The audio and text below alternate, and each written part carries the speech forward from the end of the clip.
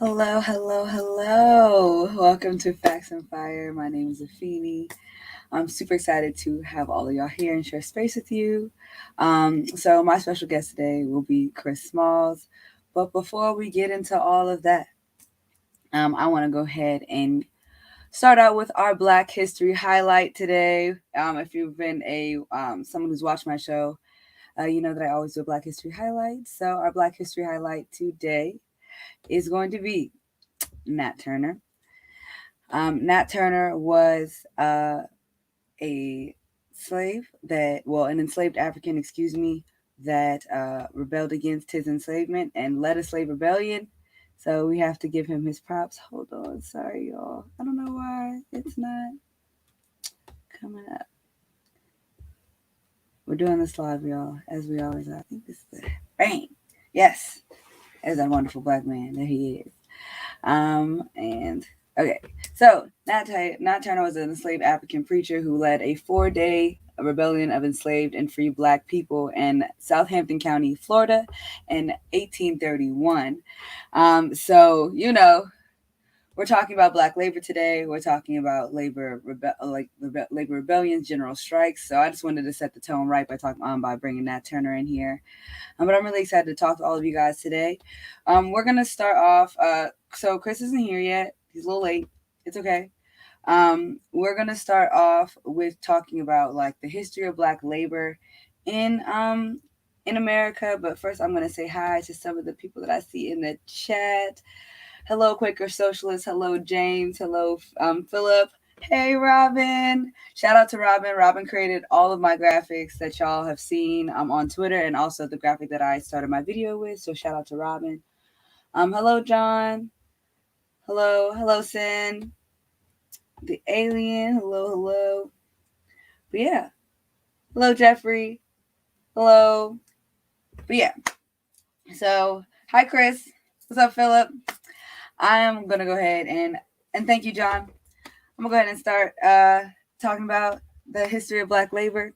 So, the history of black labor in America clearly starts in 1619 when the first enslaved African people were brought over here through the transatlantic slave trade.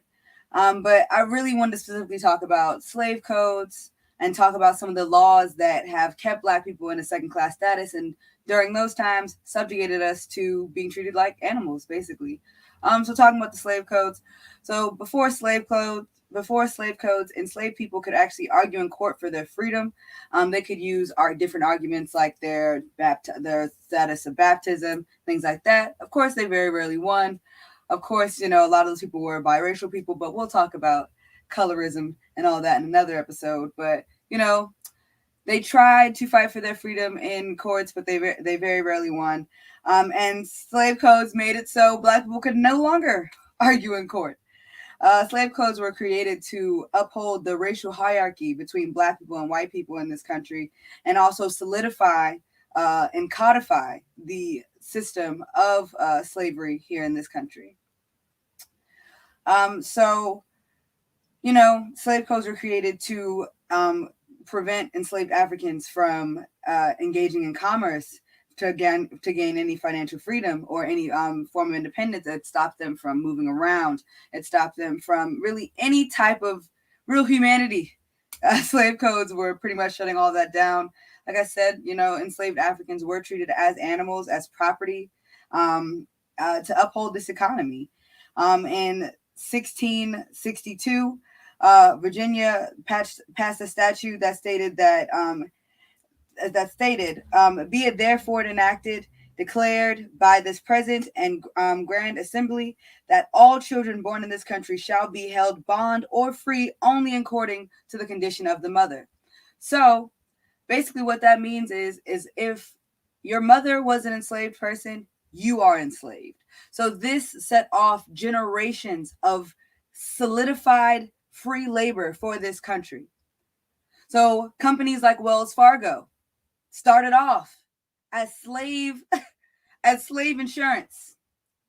They were selling slave insurance to slave insurers, and because of that, there were many enslavers that that saw their slaves as more valuable, or their enslaved African people, as more valuable dead They saw them more valuable dead, and sometimes they would just kill them all because the insurance money would be worth more. And Wells Fargo was a part of paying out those things. Quaker socialists, can you guys hear me? Can y'all hear me? Just give me a thumbs up in the chat if y'all can hear me. But yeah, so uh, you know, northern states were not left out of this. New York, in 1702, also had slave codes, and they banned people from trading with enslaved Africans, and 3 or more enslaved Africans also could not be seen meeting in one place, or they would be whipped, killed, captured, sold off to other places. You know, and that is the history of black labor in this country, and you know we just have to I really just want to talk about this and also talk about the fact that much of our American economy has been based off of slavery. A lot of the institutions that currently stand today started their business off in slavery. You hear about Davenport and Company. Davenport and Company, they now do stocks and bonds. But if they're trading stocks now, what were they trading before? Exactly. They were one of the largest slave traders in Richmond, Virginia. But and these companies are still standing. They're still here. So we're here to talk about the history of black labor. We're going to be talking about Amazon, and and since Chris is not here yet, I'm going to just go ahead and talk about some local news that's happening here in DC while we wait for Chris. So I'm just going to go ahead and talk about hold on. Yeah. So we're going to talk about Antoine Gilmore real fast. I just want to highlight this, uplift this story. Give me 1 second.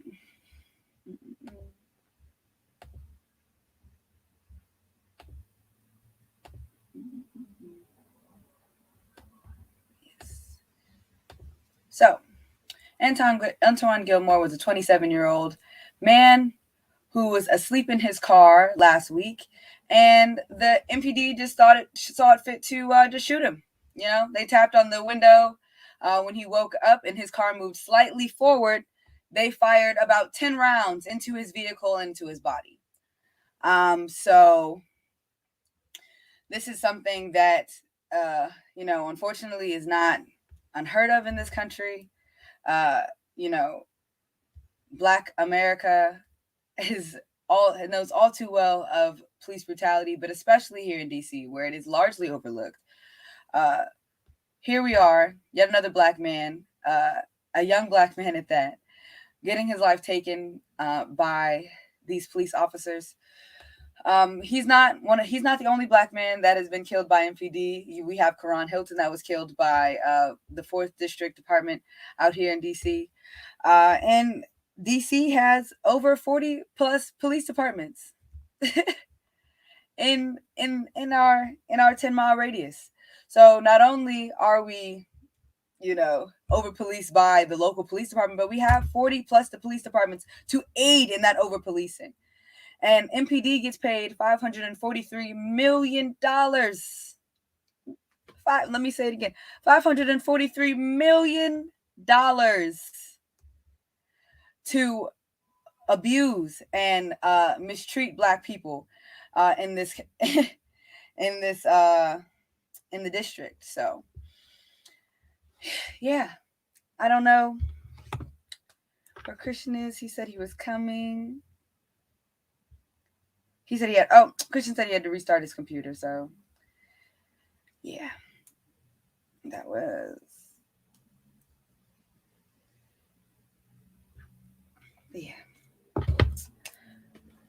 Yeah, so I'm just gonna go ahead and pivot into some into some other news that is happening right now. So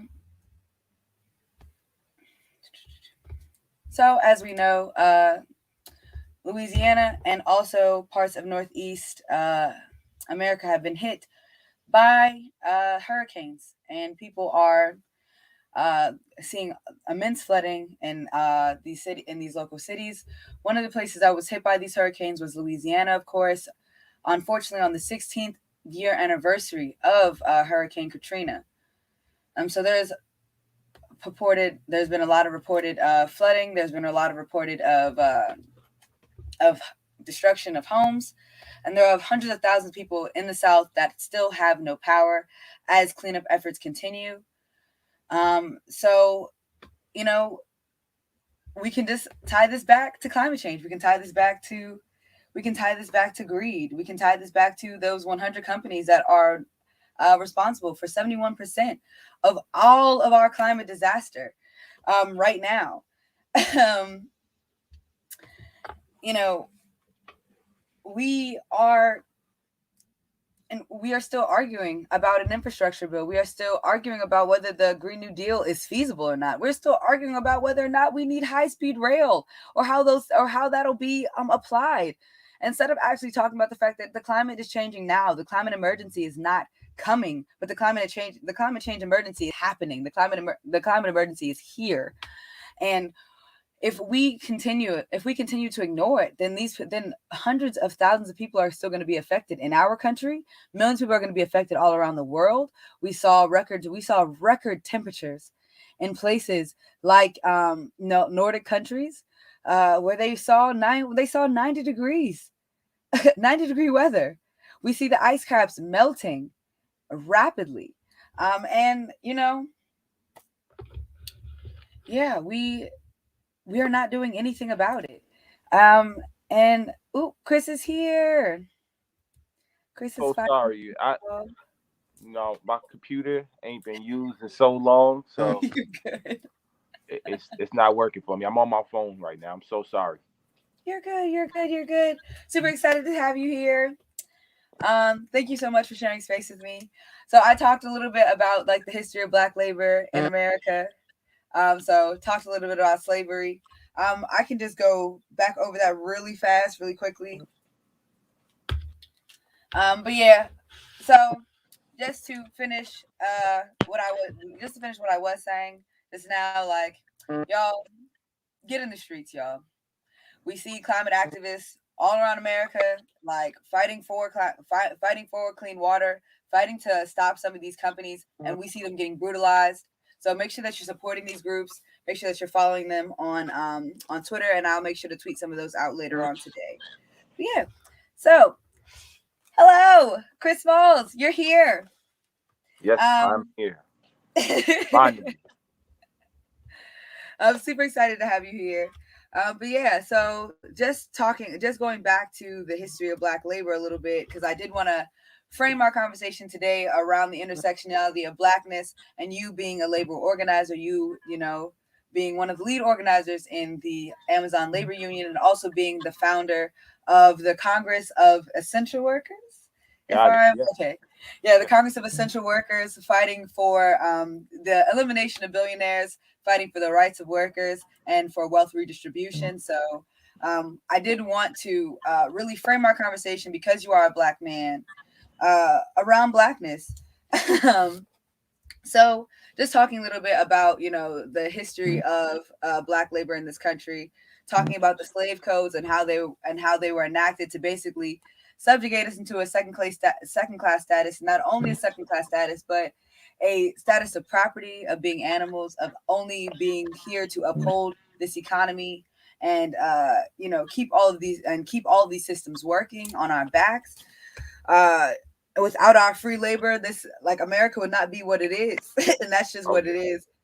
Got it. um and northern states like New York also had slave codes that prevented Black people from meeting and gathering, that prevented from people from trading with Black people, or to prevent Black people from getting any type of economic freedom in this country, to combat their subjugated status of enslavement.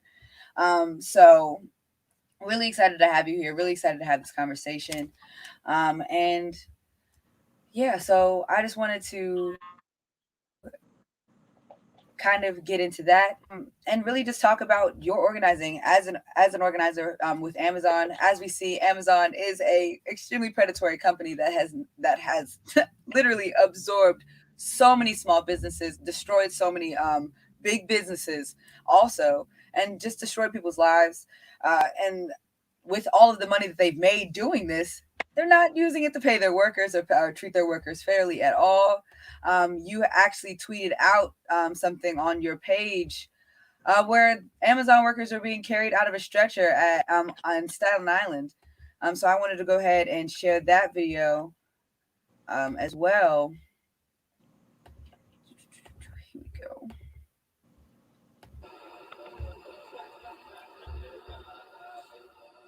Yeah. So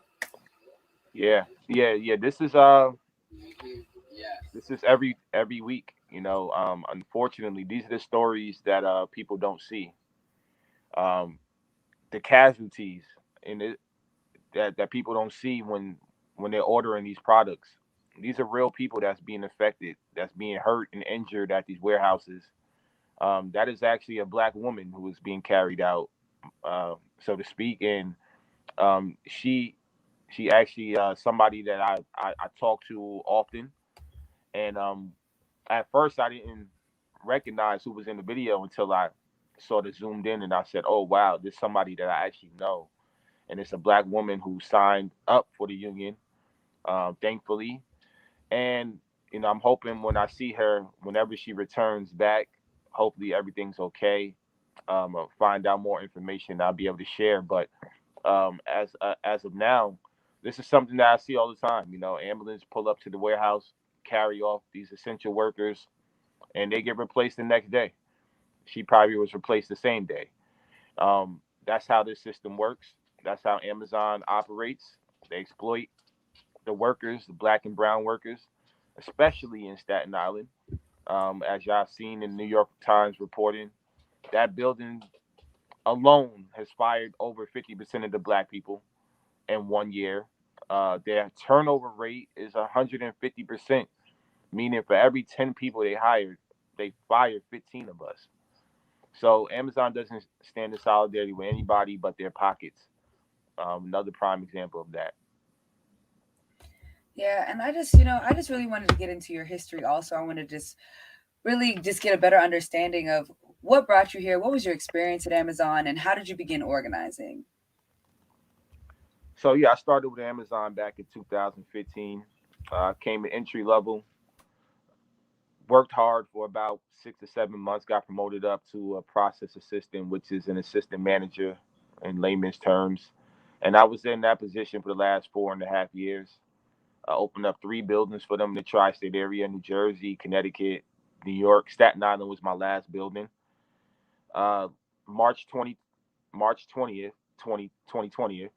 Uh, that's when I noticed a lot of my associates, when the pandemic hit, were becoming ill. And as a supervisor that spends 40, 50, 60 hours a week with these people who I consider my extended family, I couldn't just be complacent about it. I couldn't sit back and do nothing. I couldn't go home and go to sleep comfortably. I couldn't do any of these things. I couldn't sleep at all, actually. The virus was transitioning, migrating across the country, and I was scared for not only the people on the West Coast, but also what are we going to do when it comes to New York? New York was becoming the epicenter of the whole world, and people were dying every 15 minutes. We had no masks, no cleaning supplies, business as usual. And the icing on the cake for me was when I attended a meeting on the week of the 20th, and the management told me, my bosses and higher ups told me not to tell anybody else that we already had positive cases in the building 2 weeks prior. So that was my stance right there. That was the last time I ever worked for Amazon. I left the same day, and I started organizing from that moment on. Um, at first, I didn't know what I was doing. I was concerned supervisor, a parent. I have beautiful kids at home, and I want to protect my family. So that's always been on my mind. Just how can I protect my kids and my family, not bring this virus home, and my coworkers as well. And when I got fired, March 30th, after doing the walkout, um, a week later, Jeff Bezos himself, along with his general counsel David Sapolsky, decided to have a meeting, smear campaign on me, calling me not smart or articulate. Ironically, they said, and they signed off on this, Jeff Bezos himself, to make me the face of the whole unionizing efforts against Amazon, whatever that meant. So I'm taking it how it was said. They want to make me the face of the whole unionizing efforts. So be it. I'm going to now, after what we saw in Alabama, I'm going to try to let them eat them words. I'm going to try my efforts here in Staten Island, which we did 4 months ago. We started our campaign, and yeah, we're happy to announce that we are almost to our goal. We're almost there to filing with the NLRB for our own election here in New York. Oh well, woo woo. Oh Workers' yeah. rights, period. Oh yeah. But I just just relating back to the history of black labor in this country, you know, unions disproportionately have left out black people over and over and over again. Even though the labor protections that came out of FDR's administration largely left out on purpose black people. So from your perspective as a black labor union organizer, why is it important for us moving forward as a labor movement to center these thoughts in our minds and to make sure that we are truly being inclusive of everybody when we're having these conversations? Well, number one, I could tell you now, this union that we're creating, it's going to be black led, and regardless, whether I'm not saying that I'll be the president of this union yet, because we're going to democratically decide that. In all fairness, but I could tell you now, it's going to be black or brown led, and also worker led, uh, independently from here on out. Established unions in this country, as you mentioned. Yeah, I don't. I can actually say from my experience in working our standing in solidarity with a lot of unions, I noticed still this sort of like a whitewash hierarchy in all these unions, and not saying that they don't really care about the community, but they could be doing a lot more for the community. What we saw in Alabama, 85% of that building is black and brown people. 85% of the workers, black women in Alabama. That's 6,000 people. So 85% black and brown. It's the same thing here in Staten Island. We make up the majority of the workforce.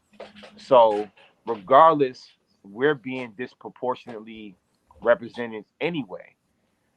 Without a union, with the union, we have to make sure that it's worker led and make sure that it's black and brown led. And that's what we're going to do with Amazon Labor Union. And it's already been in effect. You see, yeah, you repping the set, you know what it is. So yeah, that's what we have to continue to do. And I noticed, maybe because of the fact that we are doing it this way, we're not getting the support that we need.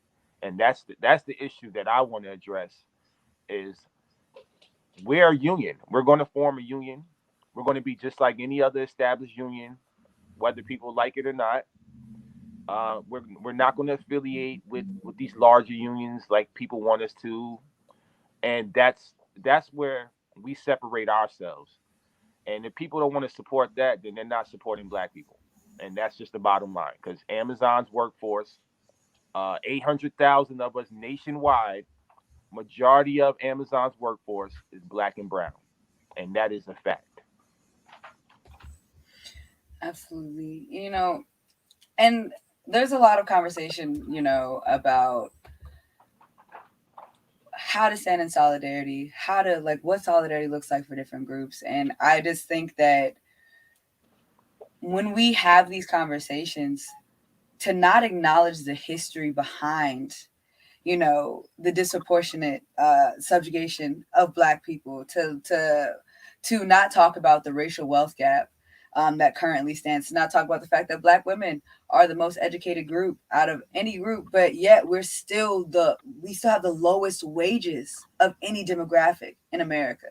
Like, when we talk about workers' rights, we have to keep all these things in mind, and especially with companies like Amazon, where manual labor and a lot of working class Black people end up working here because they've destroyed every other business in their neighborhood, much like Absolutely. much like Walmart's do. Like, they come in, they take up whatever market is there, and these people are left to only work for these predatory companies that don't pay them enough or don't treat them correctly.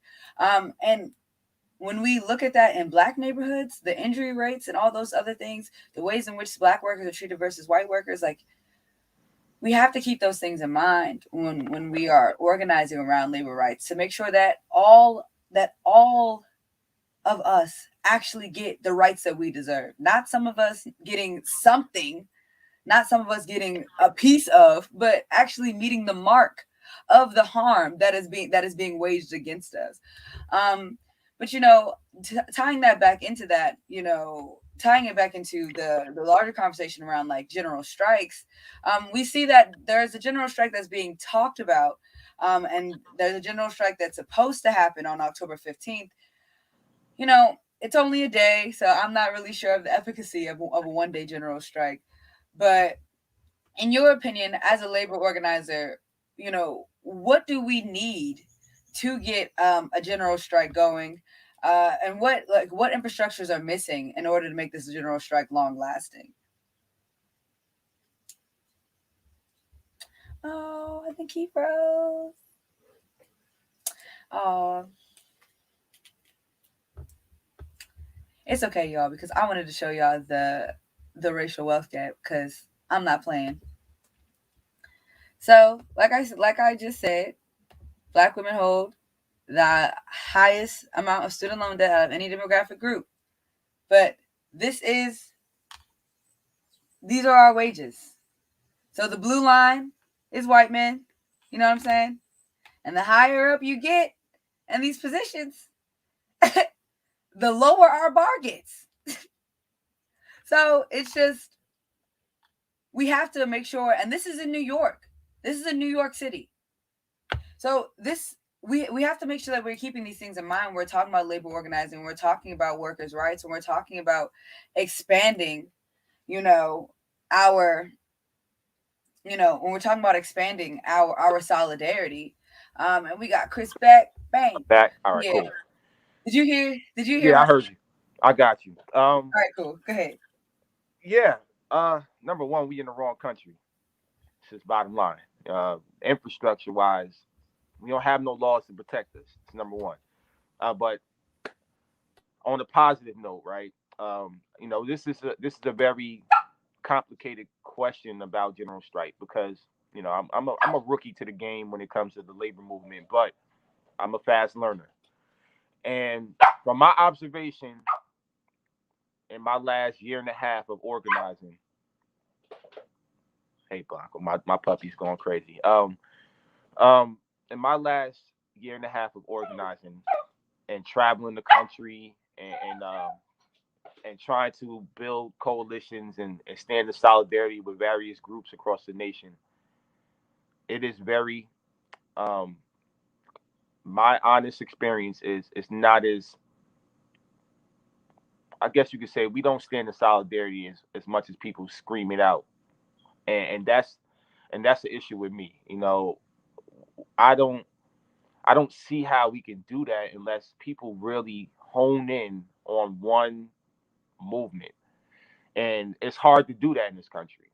There's so many things going on: the labor movement, the environmental movement, the social injustice movement, the political movement. There's so many different issues going on every single day that we're kind of like divided in that. We're all over the place, and then you have a select few that call out a general strike, and then we realize, how do we get everybody from one movement to stand in solidarity with the labor movement to do a general strike on the drop of a dime. It's impossible. You can't do that in this country. So what we have to do, which is a longer process, we have to convince everybody, all our comrades, all our organizations that we work with, that are, and I'm calling out the activists, myself included. As activists, I tell you now, and shout out to the podcasters on the left that are trying to do this. It starts with the streets. It starts with the activists. We have to say, hey, look, you know what? For the next, we have to dedicate our time for the next several months. We're only going to focus on one movement right now, and it's so hard to do that when you get in. And I see what you're going through in DC. You got black men still being shot, every day by police, and then you got the climate change. We just got hit with a hurricane, flooded everywhere up here, and you got the war in Afghanistan. You got Palestine. You got all these issues. So we get pulled in all these directions. But if you notice one thing about the way I've been organizing, and I'm not trying to say I'm the goat or anything like that. Um, my main objective has always been Amazon, and I think people can see that, and you can see that in itself. The work speaks for itself. My main objective has always been Amazon, and I've been involved in a lot of different demonstrations, movements, and everything, and I still heavily involved. But if we all, as activists, say, you know what, let's all focus on Amazon, and I'm using them as an example because this is one of the largest retailers in the country. You want a general strike? If we all focus on Amazon, like I just mentioned, there's 800,000 workers nationwide. And if every activist in every state focused on Amazon and included other uh, comrades and organizations, and we all focused on Amazon, and we created a mutual aid, we created strike funds, we created alternatives, we can get these workers to stop working. And that would be a general strike right there. And imagine if 800,000 workers nationwide shut down for one day. Just one day. That's all it would take. Jeff Bezos and all these billionaires would lose their shit because that's the top of the totem pole. You start with the head of the snake, cut the head of the snake off, everything else is gonna fall in line. There go Walmart, there go Target, Whole Food, FedEx, UPS, because they're gonna be scared out their ass. Oh shit. And I'm talking about the billionaires. You saw what they did to Amazon? I don't want that happening to my corporation. Now it's time for me to really listen to my workers. And it's only going to take one day because you know how much money these companies make in a day. And that's what we have to do when we're talking general strike. We all got to focus on either one corporation or one billionaire. Whatever we're doing, we got to all focus on one thing. We can't call general strike and then reach out to somebody else and say, "Yo, we need you to go on general strike." It's never going to work that way. It's never going to work that way, and it's hard to do that when we're in this country dealing with all these issues. So if we can build off of that, I think it's possible. I think it's possible. And I don't want everybody to uh, just think that I'm always talking about Amazon because I'm not. I stand in solidarity with all these movements, but my main objective is to unionize Amazon because it's never been done in American history. Overseas, they unionize. They good already. They got a good infrastructure. They got laws to protect them. We don't got none of that over here. So that's even though we got to remember our history, we got to understand right now we also creating our history.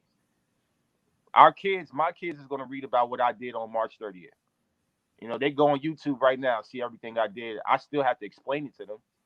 But when they grow up, they'll understand like, oh shit, my dad was fighting for a systemic change, not just because he got fired. And that's what we have to build. We have to build off of one thing, and hopefully we could do it. I don't know if October 15 will be the day because it is a broader issue. and it does. It's a lot of intangibles to it. It's easy to tweet everything, and I get it. People tweet and they think that it doesn't reach the mass. I can tell you that now.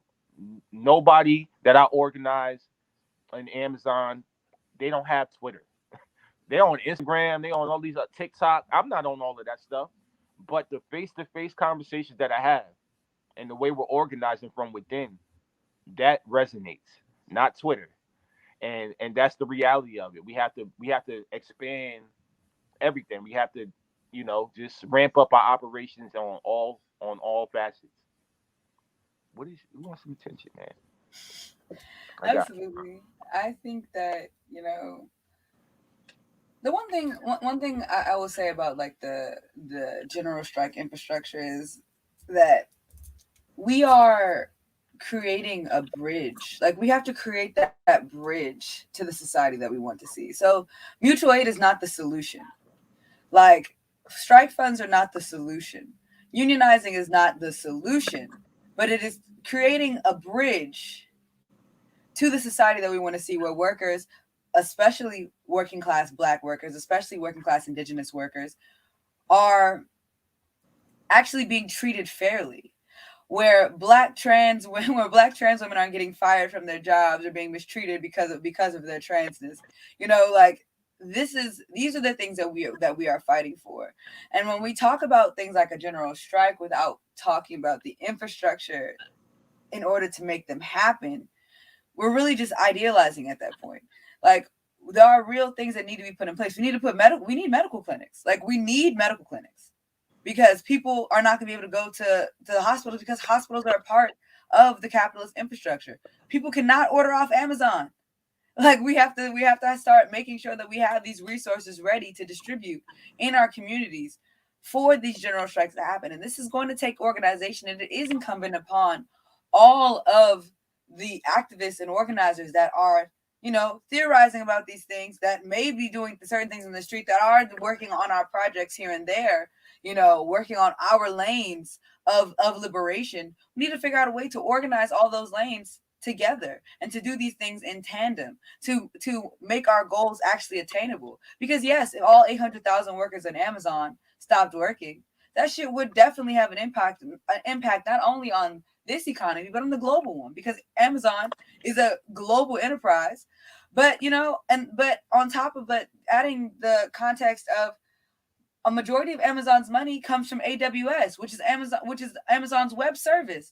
So yes, we should totally shut down Amazon, but we need to tackle the global structure of capitalism, and that does take all workers standing together to fighting against these things. If you are still buying Nabasco products right now, we are looking at you sideways. If you're still crunching on Doritos, why are you doing that? Why are you crossing the picket line? We cannot we cannot uh cross the picket line and support these companies. We actually need to pull our money and divest from these systems and stop participating in this power structure. Because until we do that and actually challenge the nucleus of their power, which is the financial power, we are literally just all theorizing. We're all having a culture war of what should and should not happen, instead of actually attacking them at the nucleus of their power, which is their money. absolutely. Yeah, I tell people all the time. You want to. People reach out. They send messages. They say, "How can I support?"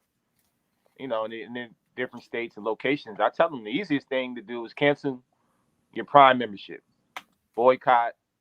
You know, you are destroying your community every time you support Amazon, and people don't realize that. I saw some woman on the Twitter today. I think from our tweet that we shared, Mm, right? And she said, "Why shut down Amazon?" Now, obviously, she didn't do enough research of my story to understand why, but the easiest thing you could do is stop supporting the company until it takes care of its workers. Amazon is customer obsessed. They love their customers to death. They'll do anything for their customers more so than they'll do for their workers. So when they start losing their customers, now we're talking that bridge that you're talking about. Customers don't hear about these stories. This is why I share what I share. I don't share because I'm also calling out Amazon and their horrific working conditions, but I'm sharing the information to the general public. Y'all don't see these ambulances pulling up to the warehouses. Y'all don't see these fire departments, these fire trucks pulling up to the warehouses. Y'all don't hear about the homeless woman in her car, sleeping in her car, working for Amazon until I post it on there. Uh, I get her story out there about the woman, the black woman, Pushan Brown, 38 years old, who died last year, lost her, leaving behind her 12-year-old daughter, who we had to raise GoFundMe money for. Thankfully, somebody else from the building reached out to me. Other than that, she had no money, and Amazon called her family back asking when is she coming to work, not knowing this woman's been dead from being a COVID tester at Amazon. When the hell will Amazon become a medical expertise now? So these are the stories that people don't hear about. And when we amplify stories like that, if you support the company after that, you have a problem with yourself. And that's what we have to address. What was we doing just 10 years ago? Amazon wasn't around. Amazon's only been around 27 years. I'm 33, and I could tell you now, 10 years ago, I was going to my mall. I still go to the mall. Even when working for Amazon, I don't care about shopping on Amazon. I didn't care for it. The only time I may have done it was for my kids. I ordered stuff for Christmas maybe, but I could count on one hand how many times I ordered for it from it. I still get up. I like going to the store. I'm a people's person. I like being outside. I like going to stores. I like supporting mom and pop shops. I like supporting black owned businesses. Why? What is the issue? I get it. Last year, the pandemic, okay, cool. But you hear these stories. You heard what happened to me. You heard what happened to other activists that got fired from Amazon. Why would you continue to support it afterwards? Nothing's changed. We're fighting for that still. And that should resonate with you as well. The fact that we're still fighting for it. I haven't given up. I haven't faded to black. I could have easily, yeah, of course, filed a lawsuit and went about my business, but I haven't. I'm voluntarily my time. I'm dedicating my time to this movement because it's bigger than me. It's always been bigger than me. And if I give up, who else is going to pick up where I left off? And that's what I ask myself every day when I wake up. If I stop, go cold turkey right now, and say, you know what, everybody, I decided that I'm gonna just live my life. Who the hell else is gonna pick up where I left off and fight for these workers here in New York? There's nobody else, not on my level, and that's just the reality of the situation. My life has changed forever. This it's not going to be the same, and I accepted my fate. I accepted that, and now I won't stop until I see the other side. And that's what we have to do as activists as well. One of the Amazon's principles is see it, own it, fix it. I saw the issues, I owned up to it, and I'm trying to fix it. Yeah. And like just to go back to, canceling your Prime membership and all that stuff. Like one thing I always say is like if you know that there are disabled or elderly people in your neighborhood, one thing that we should be doing as community members is helping them out. If they cannot go shop for themselves, if they cannot go out, if there's an immunocompromised person that is in your neighborhood and you're aware of that, that is your community member, that is your neighbor, that is your family member. Help take care of them. Like that is though that helps set the conditions of our general strike. Understanding that we are a community and we do not need these big corporations to take care of our community. We can take care of ourselves. We can take care of our sick. We can take care of our elderly. We can take care of our neurodivergent, family members. We can take care of each other. But we just have to, you know, we have to do that. We have to take the time out for that. And if you have the time to invest in or volunteer for a mutual aid organization in your neighborhood or in your community, you should absolutely do that. If you look around and there is no mutual aid organization in your community, start one because that is how we start to not only expand the messaging of why we need mutual aid, because these companies are corrupt, because people like Jeff Bezos can make billions of dollars off the backs of working class people, can exploit and steal and have slave labor all throughout this globe, and take that money and shoot it into space and literally say fuck all of you. And said If thank we you, by can, the way. I We would say, paid yeah, for it. if we can do that, if we can stand for that, then we can definitely start to stand up for ourselves and say, hey, like, let's do this mutual aid and let's tell our community why we have to do it and why the fuck they shouldn't be shopping at Amazon, but why they should be donating to us. Absolutely. No, absolutely. And I can tell you now, newsflash for everybody, it is it's some ignorant people that, unfortunately I have to educate too on this. I don't get paid for none of these interviews that you may have seen me on. And I am on New York State unemployment. And guess what? Actually, I'm not, because it just ended.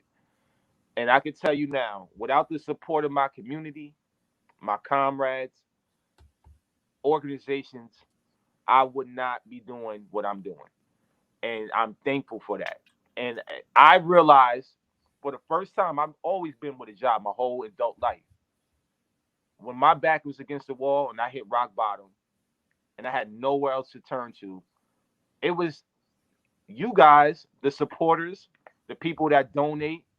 It was somebody else that I never met this man and his family.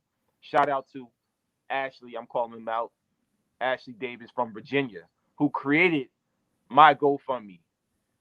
I didn't know nothing about GoFundMe before I got fired, because I always, once again, fortunate enough to at least have a job. And when I got fired and somebody else made it and donations came in, raised $20,000 in a few months, and then I was fortunate enough to raise another $24,000.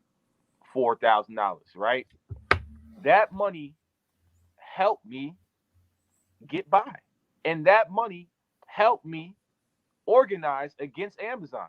Every penny that I had left over after taking care of myself was used to travel the country, to accommodate my organization, to put money, food on our table, and to continue fighting and standing up against Amazon. We couldn't have done it without the community.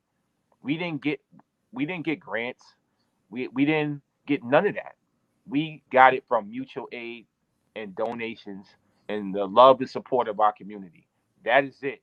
And that right there made me realize, like you just spoke to, if we fight from within and we help ourselves from within, there's no greater power than people's power. And I'm a living testimony of that. I'm still unemployed with no unemployment right now, no health insurance right now, and I'm still able to get up today, which, and actually in about a couple of hours I'll be right here in New York City. Y'all can come see me right here in person in New York City at Union Square at 4 p.m., rallying for evictions, rallying for Labor Day, since they canceled our Labor Day parade. We're going to have one today at 4 p.m. in New York City anyway. And we marching to Jeff Bezos' house again today, his $119 million mansion. So if anybody from the New York area is able to come, show up today, and also show up on Monday. We have another event. I never stop, and that's what we have to do. We have to continue, stay consistent, and stay resilient. Absolutely. And me personally also, like, I was unemployed for the past 2 months, and I had savings and I floated on my savings, but there have been a couple of times where I've had to ask the community to help me out, because organizing is not it's not a job that usually comes with a salary. Like, No, it's not. so hard. It's so hard to find organizing jobs, especially when you're an organizer that is trying to challenge power. Like, it's so hard to find organizing jobs that will actually that'll pay your rent and keep the lights on, because a lot of the jobs that are out here, for organizers are they're like part time, or they're only paying like 24K. Like I can't do nothing with that, and it just goes to show you that even up until now, like the organizing space has been a more elite space, a space that working class people have not been allowed in, and it takes real community to stand around organized, to stand around activists, to push this shit forward. Because if we are not out here organizing, all of these working class people are trying to survive. People have kids who have honestly, who else has the time to do this? Who like who else has the time? Who has the and it's shitty to say like privilege, but you know if you are somebody who like me, who has no kids, or like and only really has to take care of themselves, like I'm privileged in that way that I don't have to worry about a family on top of organizing. But people like Chris, there are other organizers like here out here that are single black mothers. Those organizers, they are sacrificing so much to do this work, to challenge this power, because places like Amazon spend so much time lobbying, so much money solidifying this power structure to make sure they can take advantage of working class people that cannot take the time out to organize for themselves. Absolutely. That's right. Yeah, you couldn't have said it any better. I, it sucks because I would love, to spend every day, all the days that I had off for the last year and a half, unemployed.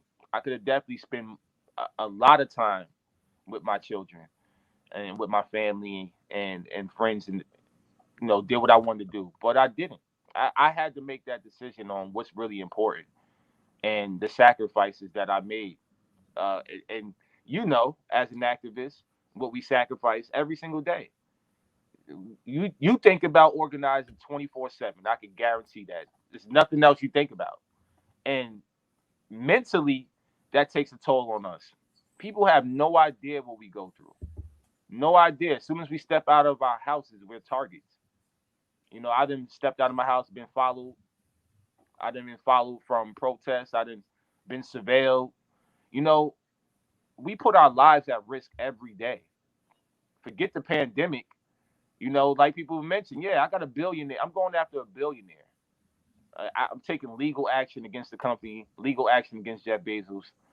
Do you really think that I could just feel comfortable in my own skin?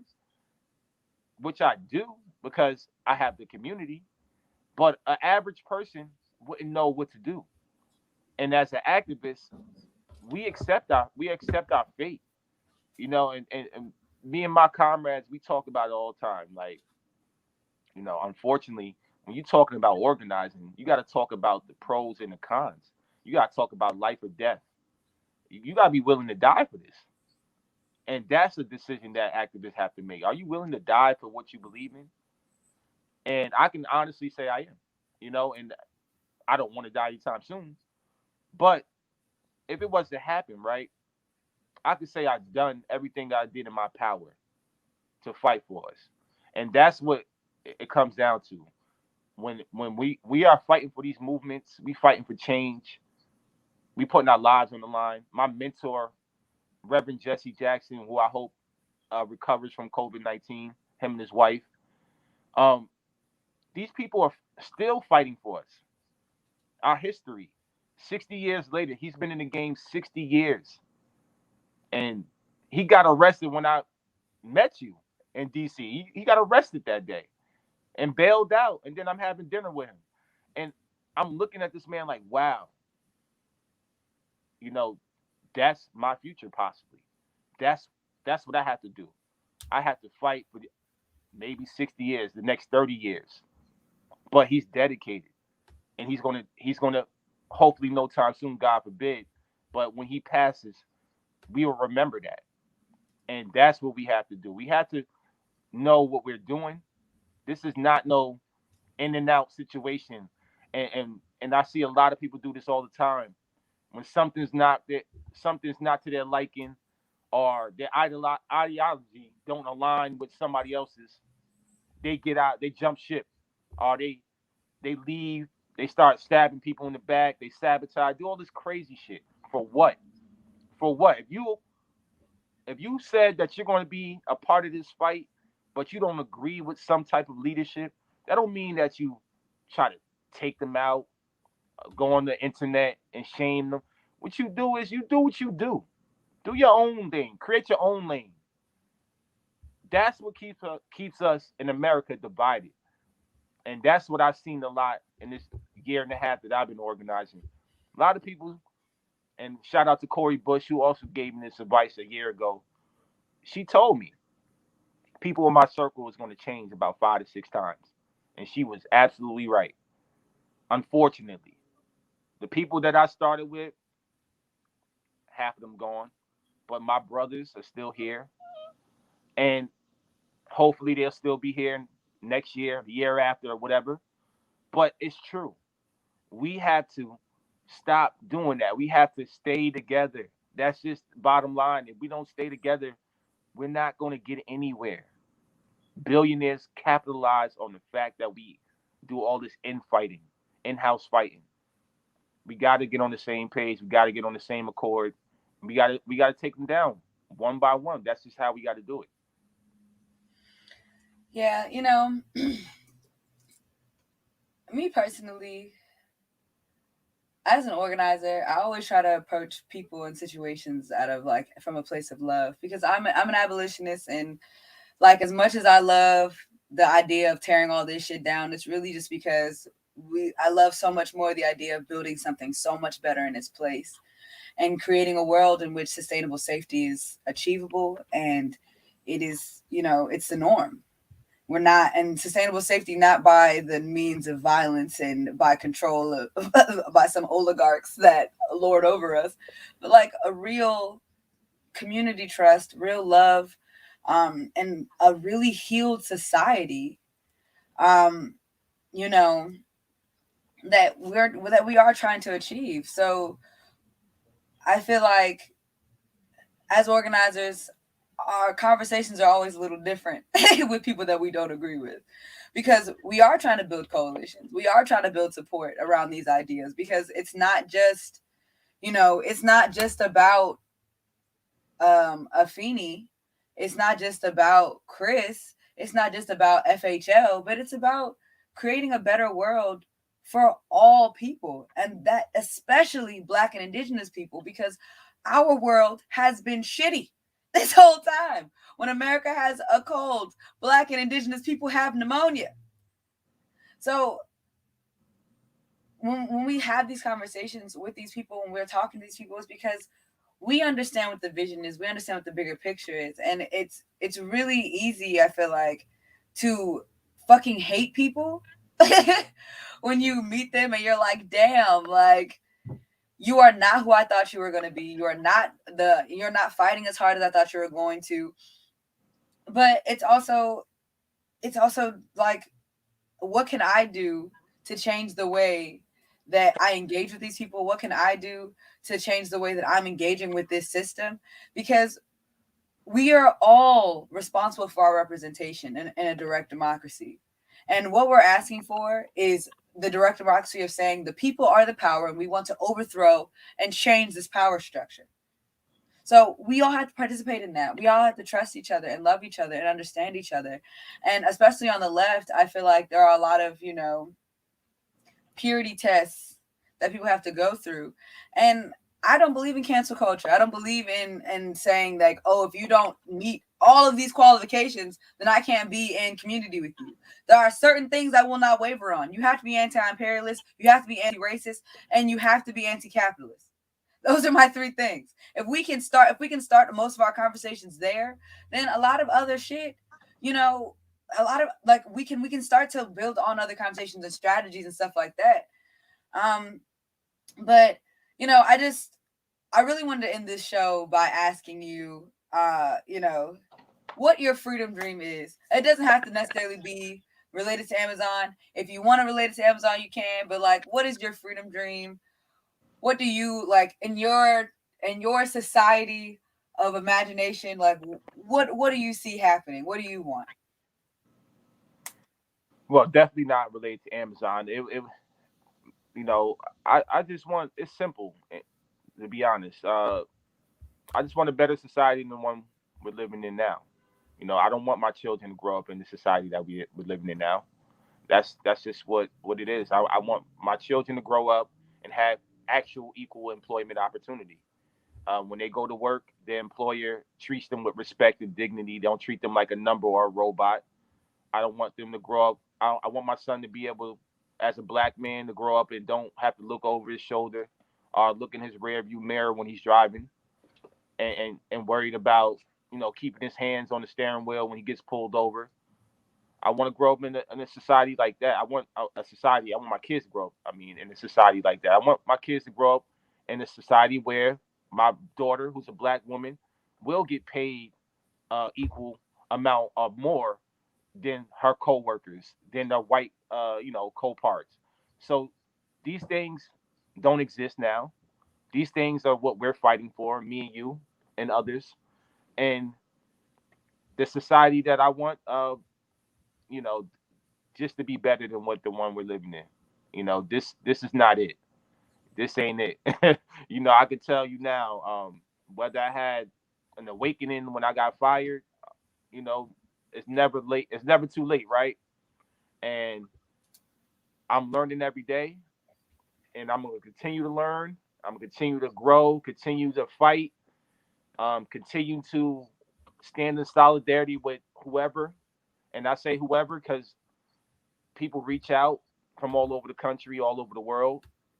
Um, and yes, I want my children to grow up and don't have to do what I'm doing. I'm doing this now. I'm sacrificing my blood, sweat, and tears so that they don't have to.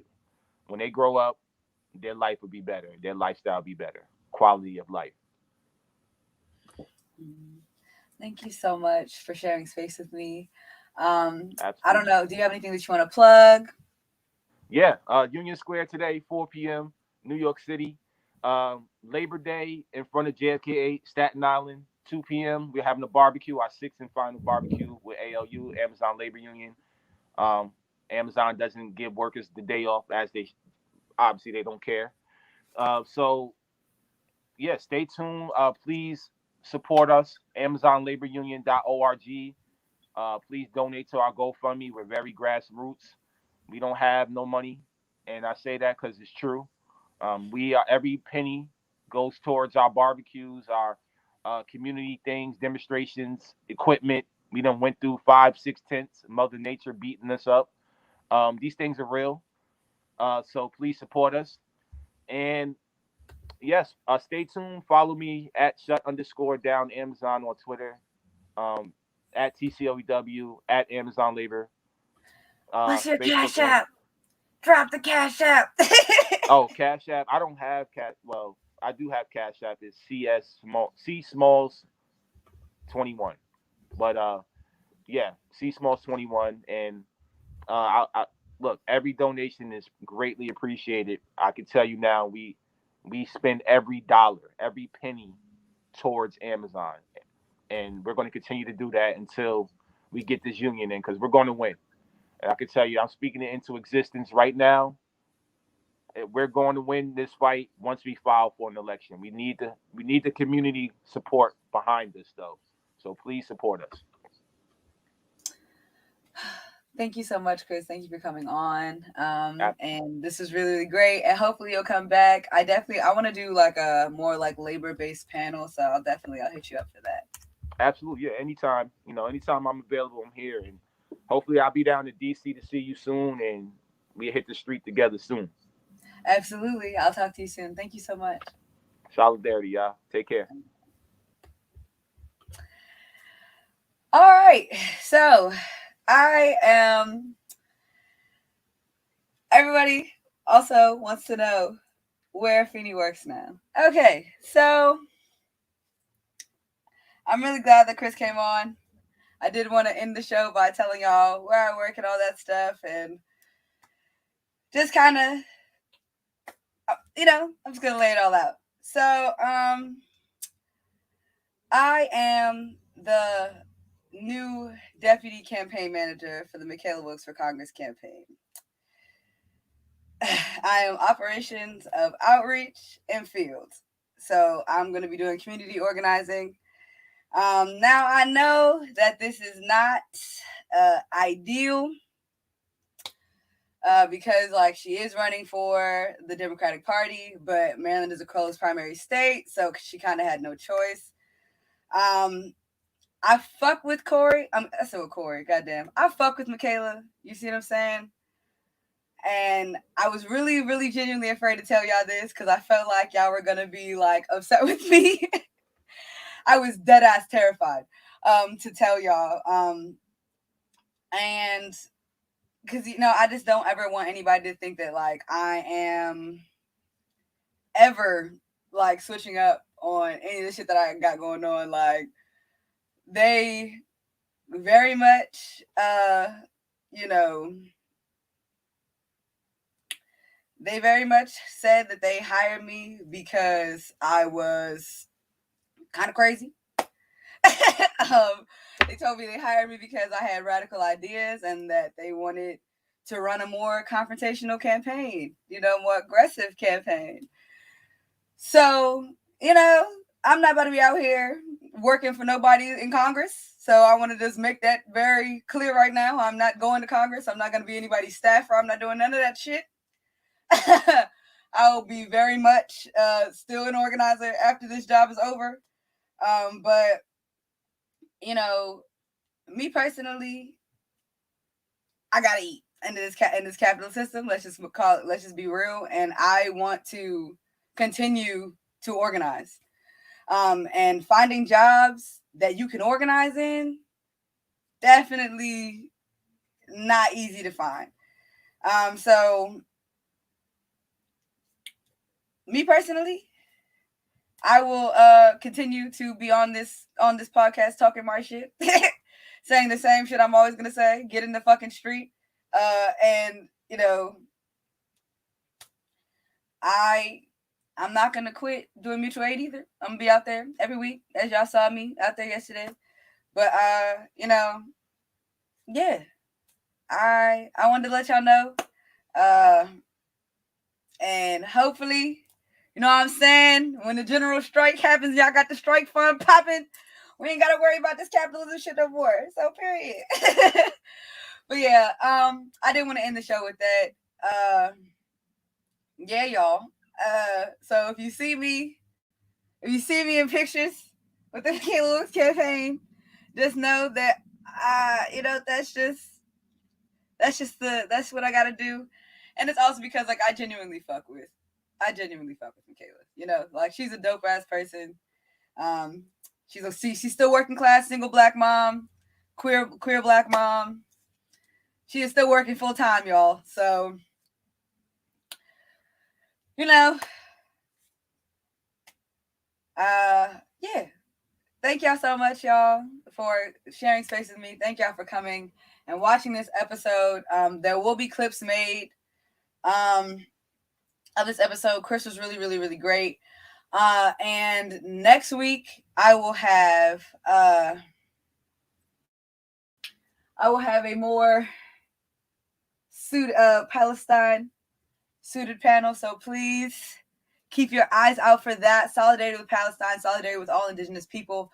We're going to have an indigenous panel next week. It's not only going to be Palestine, it's going to be in Palestine and the indigenous movement that's happening currently in this country. So we're going to talk about climate change. We're going to talk about Palestine. We're going to talk about global capitalism and oppressive white supremacy. Stay tuned, y'all. It's gonna be really lit. And I cannot wait to talk to y'all. And hopefully, oh yeah, she already said. Oh, yes, Michaela did say she was gonna be on my show. Michaela already said she's gonna come on and talk to all y'all. There are a couple other candidates that said that they want to come and talk to y'all. So I mean, people want to come on here and get cussed out, y'all. That's just what they want to do. So that's what we're gonna do. You see what I'm saying? We're gonna hold these people accountable. So I'm really, really excited. But yes, please stay tuned. Next week's episode is gonna be super dope. It's gonna be way less of me talking and way more of me learning. So I'm really, really excited for all of that. And yeah, thank you guys so much for sharing space with me, and I hope to talk to y'all really soon. Bye, y'all.